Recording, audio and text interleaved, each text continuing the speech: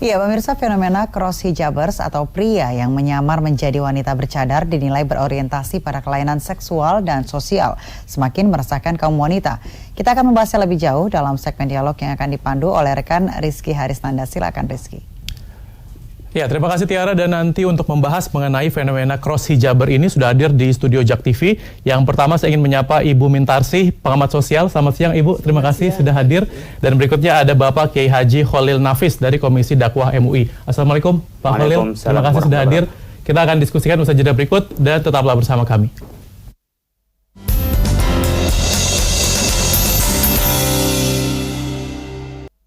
Ya, terima kasih Anda masih bersama kami dan kita akan membahas mengenai fenomena cross hijaber. Mungkin sebelum ke Pak Kiai, saya mau ke Ibu Mintarsih dulu. Ibu, kalau dijelaskan secara fenomena sosial, ini sebenarnya cross hijaber ini yang ada di Indonesia seperti apa sih Bu fenomenanya? Sebetulnya cross hijaber itu kan suatu keadaan di mana orang itu dia menggunakan cara berpakaian yang berbeda. Cara berpakaian berbeda. Pria menggunakan pakaian wanita dulu juga ada, kita lihat di pewayangan juga bisa terjadi, di beberapa atraksi juga terjadi dan bukan hanya di Indonesia. Bukan fenomena baru sebenarnya gitu ya? Di luar negeri ada, yang baru adalah terjadinya dengan hijab. Tapi bahwa pria pakai pakaian wanita itu kan cukup sering, apalagi komedian kita lihat sering sekali. Jadi bukan suatu yang sifatnya dikhususkan. Tapi kebetulan terjadi dengan hijab. Dan hijab itu mempunyai arti yang berbeda, bahwa dengan hijab lebih mudah untuk ngumpet. Jadi pura-pura dia nggak ketahuan bahwa dia laki, pada seolah-olah dia wanita. Jadi bisa melakukan macam-macam hal yang sifatnya ya menyimpang. Tapi bukan secara keseluruhan, tapi ekses-ekses yang bisa terjadi. Oke, jadi kan bisa dibilang sebenarnya para cross hijaber ini adalah bagian dari orang-orang cross dressing gitu ya, yang memang sudah dikenal lama. Tapi kalau misalnya Anda sendiri melihat fenomena cross dressing di Indonesia sendiri, ini seperti apa saat ini? Sebetulnya dari dulu juga ada, bahwa seorang pria dulu pada remaja misalnya ya, dulu kan orang pria dan wanita sangat jelas perbedaannya.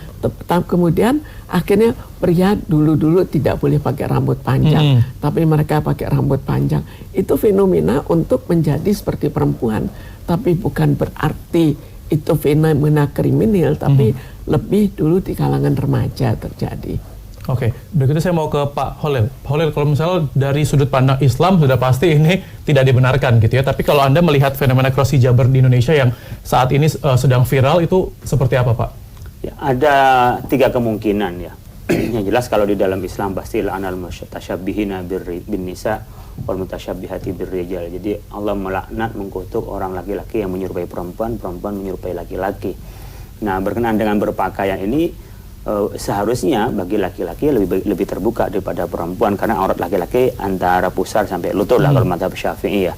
Nah, tetapi fenomena yang viral di tengah-tengah kita sekarang ini kan ada 2 modus ya. Ada modus pertama adalah karena kriminal dia melakukan pencurian, sehingga dia datang di tempat perempuan dan tadi kata Ibu lebih menyamar dan lebih bisa ngumpet dari pakaiannya sehingga dia nggak ketahuan. Jadi itu modus aja gitu ya, bisa dibilang. Modus saja di mana mereka tidak diketahui orangnya dan dia bisa masuk ke tempat perempuan yang memungkinkan perempuan ketika berdekatan dengan orang yang tertutup sekali dia berpikir ini orang soleh nggak mungkin melakukan kejahatan. Ini orang ditutupi sampai wajah-wajahnya kan berarti memang mentaati agama sebagaimana dalam mengikuti mazhab mazhab Syafi'i dan Hambali ya. Nah, tetapi ada juga yang fenomena yang di media kita juga membaca, mereka mau pakai seperti untuk modus melakukan pelecehan seksual. Seperti halnya bersalaman, berpelukan dan sebagainya. Mungkin ada tradisi ketika kita bersalaman kan bisa, kalau kita laki sama laki ada cibika-cibiki, mungkin perempuan sama-sama pelukan, sehingga dia menikmati dengan pola seperti itu dengan berganti perempuan. Mungkin bisa terjadi karena memang di media ada yang seperti itu. Tapi dari semuanya yang terjadi tidak ada yang bisa dibenarkan. Apakah itu karena memang keterlaluan di dalam beragama, baik karena modus dia untuk mencuri, modus untuk bagaimana dia melakukan seksual. Ketiga-tiganya tidak ada yang dianjurkan baik secara agama maupun secara sosial. Oleh karena itu yang perlu kita lakukan, di sebagian masjid ada satpamnya ya. Ketika ada orang yang mencurigakan, mungkin ada orang yang berpakaian tertutup berhijab, tetapi kok gerak-geriknya kan beda. Gerak-gerak perempuan yang sebenarnya perempuan, laki-laki dan berpura-pura perempuan, meskipun gemulai dia pasti berbeda dengan yang memang perempuan. Oleh karena itu keamanan saya pikir perlu untuk melakukan kewaspadaan ini ketika masuk ke tempat perempuan dan tertutup. Keamanan mungkin dengan cara sopan di tempat yang tertutup, ya bisa juga memeriksa orang itu apakah benar dia atau memang karena ada modus berpakaian hijabers itu. Sehingga juga di antara kita juga tidak hanya kepada keamanan, kita pun juga melakukan hal yang sama ketika ada hal yang mencurigakan. Itu harus lebih waspada. Sekarang tidak hanya tertutup, ya kita kadang-kadang sholat di masjid, tas yang ada laptopnya di sebelah, kalau nggak taruh di depannya kadang-kadang juga bisa hilang gitu. Jadi artinya ada kemungkinan orang tertutup seperti itu karena tadi kelainan secara seksual, ada juga karena modus kriminal, juga karena juga ada modus karena pencurian itu. Oke, berarti kan bisa dibilang ada dua kategori yang tadi menggunakan hijab ini sebagai modus untuk kriminal ataupun juga mungkin kejahatan seksual. Namun yang mungkin yang menjadi sorotan adalah yang tadi terkait dengan yang disebut kelainan gitu ya Bu oleh banyak orang terkait dengan cross dressing ini. Nah, kalau misalnya bisa dijelaskan secara sosial sendiri, itu orang yang mengidap atau yang suka cross dressing itu sebenarnya apa sih yang difikirkan gitu Bu? Sebetulnya mereka kan lebih suatu kesenangan untuk bersama melakukan sesuatu kegiatan, dan kegiatan ini kebetulan kegiatan untuk menggunakan pakaian wanita. Namun dan dalam hal ini hijab. Namun dalam hal ini kita tidak terlepas bahwa ada orang-orang yang bermaksud menyalahgunakan. Karena ini memudahkan penyalahgunaan. Memudahkan bahwa dia bisa seperti tadi dikatakan mencuri handphone. Tapi sebetulnya wanita pun bisa melakukannya. Hanya pria lebih mempunyai kekuatan fisik untuk melakukannya.